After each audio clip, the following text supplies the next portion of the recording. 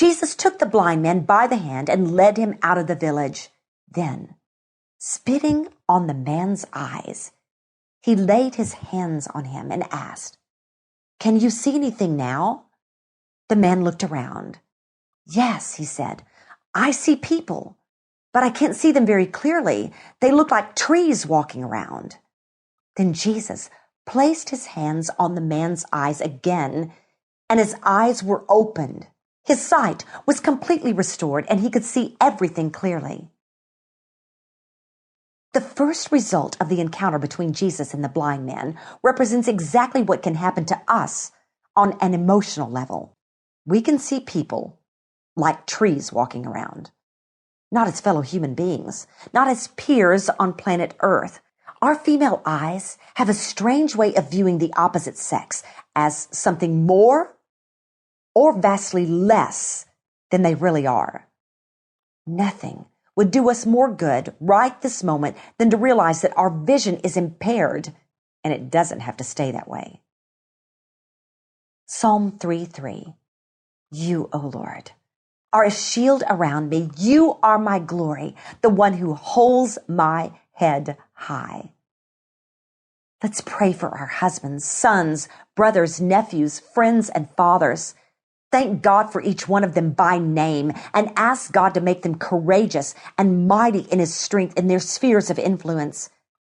Ask Him to be a shield around them, to be their glory and the lifter of their heads. Genesis 3:5.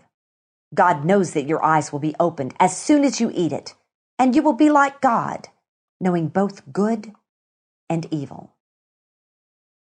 There you have it, the first human pursuit of omniscience. Do you remember the story?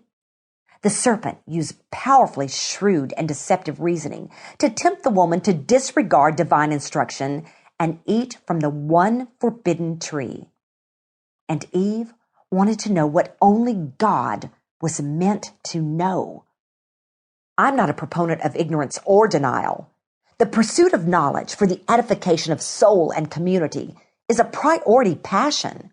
But Eve went where she did not belong and acquired what she could not confront. She already knew in her heart what she needed to know.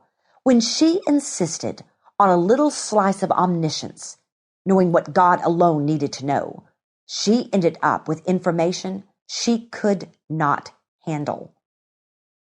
Colossians 2, verses 1-3 say this: I want you to know how much I have agonized for many other believers who have never met me personally. I want them to be encouraged and knit together by strong ties of love.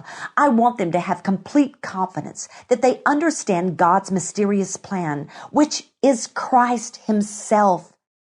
In Him lie hidden all the treasures of wisdom and knowledge. Tell God what keeps haunting you.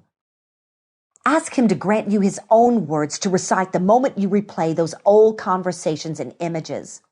Then take all that insatiable desire to delve into the unknown and focus it right on His face.